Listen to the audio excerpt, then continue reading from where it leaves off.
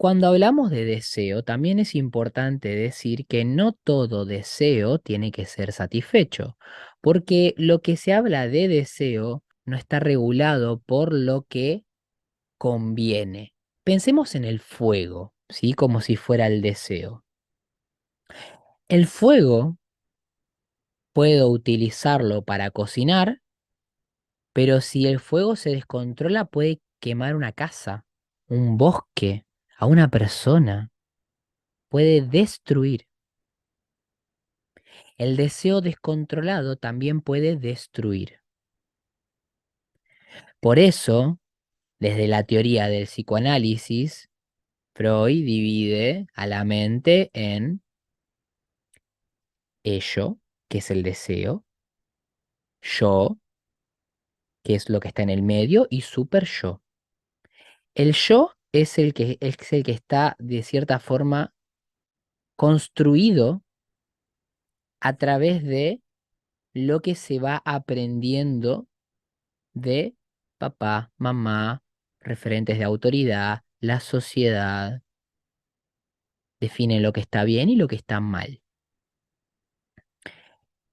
Y justamente el ello constantemente le transmite, traslada al yo, el ego, qué es lo que tiene, cuáles son sus impulsos. ¿Sí? Hablemos de deseo como un impulso, ¿sí? Como cuando de repente empiezo a sentir olorcito, paso por un bar y empiezo a sentir olorcito a hamburguesa, jugosa y rica. ¿Y qué me dice el deseo? Ah, qué gana de comerme una hamburguesa con papas fritas, qué rico, con una cervecita. ¿Y qué pasa ahí? Si yo, claro, antojo instantáneo. ¿Y qué pasa si ahí tengo dos opciones? Y como hemos dicho varias veces, tenemos, siempre cuando tomamos una decisión estamos la mayoría de las veces entre dos opciones, un sí o un no. Bueno, puede haber otras opciones, pero en este caso es sí a la hamburguesa o no a la hamburguesa, con papitas y todo.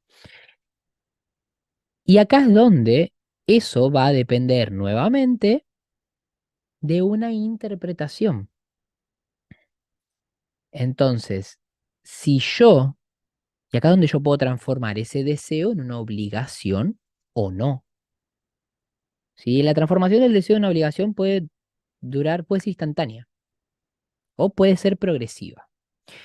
Entonces, si yo estoy, y digamos que soy una persona que come saludable, estoy haciendo dieta y decidí que no voy a comer hamburguesas o que voy a comer una vez a la semana. Y digamos que yo ya comí en esa semana.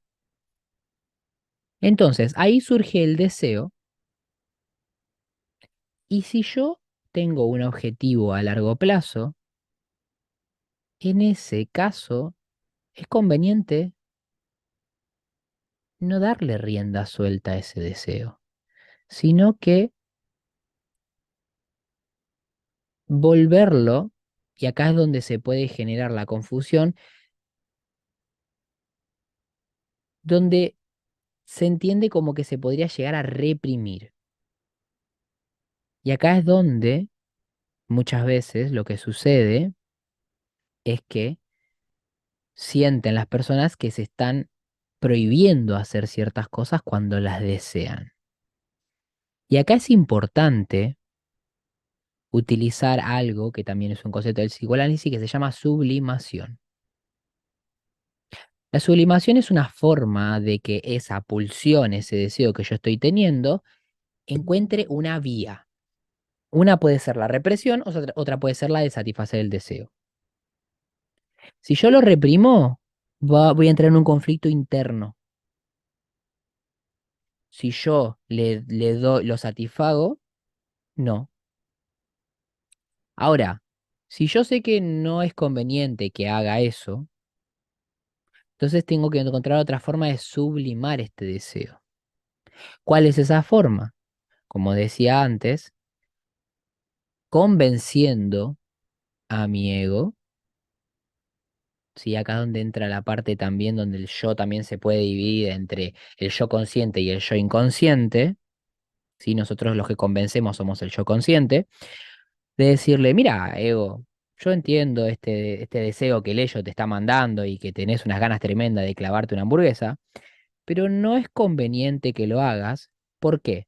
Porque a la corta vos estás satisfaciendo algo, una necesidad, o algo que vos estás sintiendo ahora, no es necesidad, es deseo, pero a la larga, eso te va a traer algo que vos no querés. Y acá es donde entra esta cuestión de la gratificación instantánea.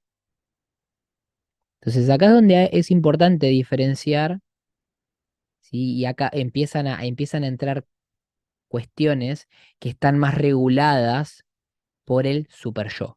¿Sí? Que el super yo es como, vendría a ser como la autoridad interna en nosotros que regula las cosas que están correctas y las que no. Y están definidas mayormente por la autoridad que nuestros padres impusieron, generaron, desarrollaron, realizaron sobre nosotros. Entonces, si yo cedo ante esta tentación, lo que voy a tener después es una situación donde va a haber culpa. Y esa culpa luego se transforma en tristeza, enojo,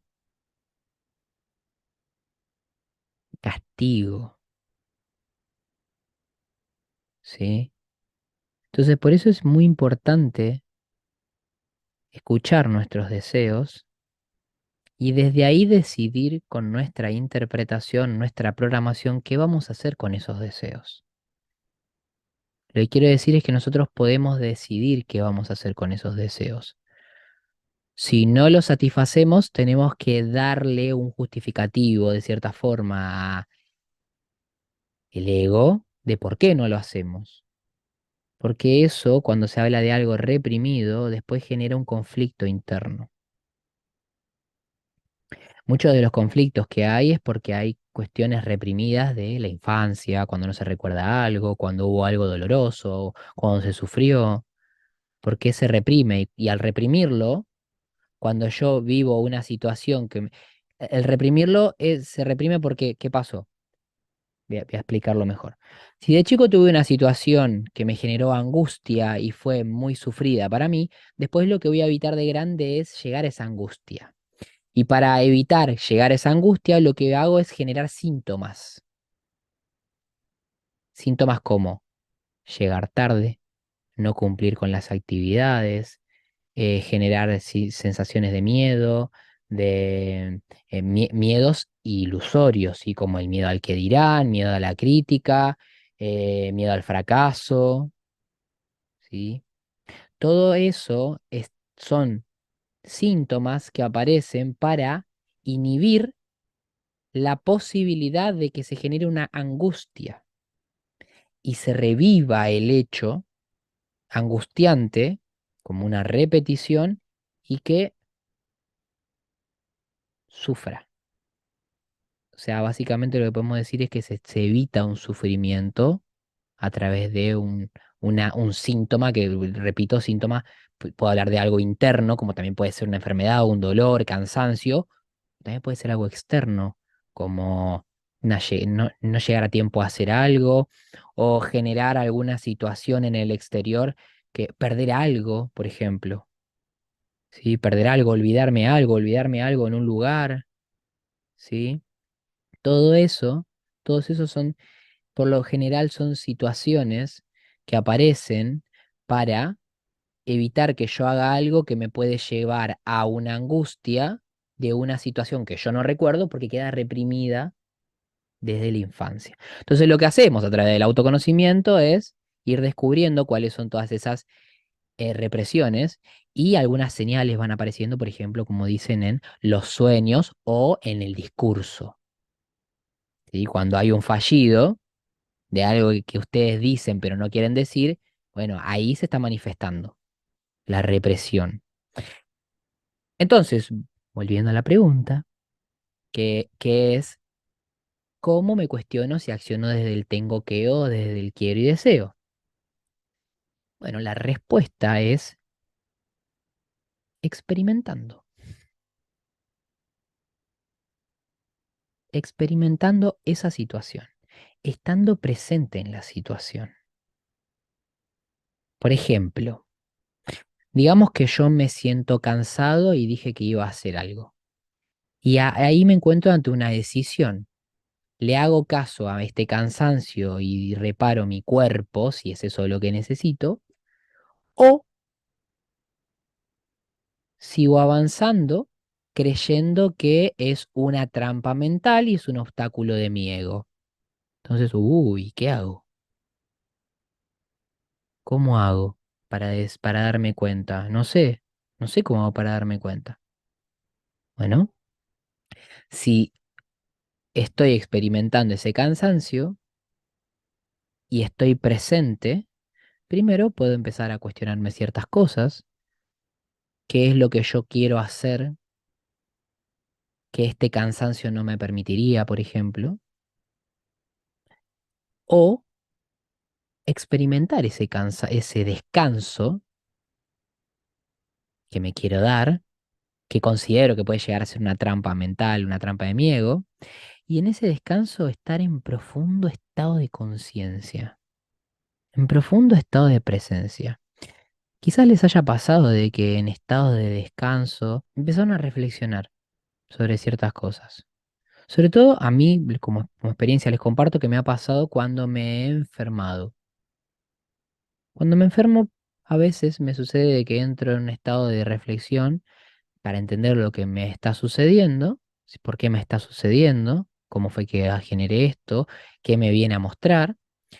Y en ese estado puedo tomar conciencia de si esto era algo del ego, de una obligación, como de decir, bueno, por ejemplo, estoy trabajando tanto y no me permito un descanso, no lo estoy eligiendo, que el ego me dice, bueno, te vas a tener que enfermar porque es la única forma en la que descanses, ¿sí? Entonces,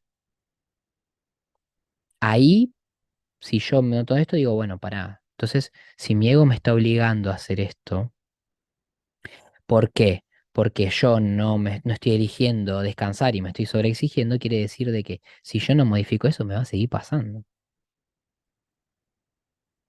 Entonces, a lo que me trae es a reflexionar, como por ejemplo eso.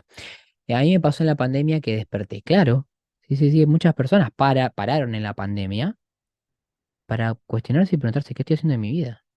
¿Por qué estoy haciendo esto? ¿Qué sentido tiene? Y ahí es donde para muchas personas el sentido se dieron cuenta, bueno, ¿qué sentido tiene? Más, mejor dicho, es qué sentido le quiero dar. Es como una situación. Bueno, yo suelo comportarme de cierta forma. Bueno, yo suelo ser tímido. Está bien, pero ¿qué quieres ser? Cuando estoy en público suelo comportarme de forma tímida y no digo nada. Ok, bueno, ¿y qué quieres ser? ¿Qué quieres ser? Entonces acá, también agregando a la respuesta de si acciono del tengo que o del quiero y deseo, también es importante que entiendan que el sentido de las cosas, como decía antes, la interpretación se la dan ustedes.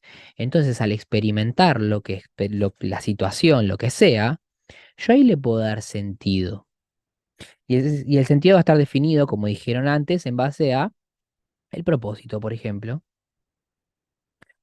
Entonces, como respuesta a esta pregunta, y también considero de que es una respuesta un poco más desarrollada, ¿sí? Incluida con varias cosas que dije, la respuesta sería experimentando.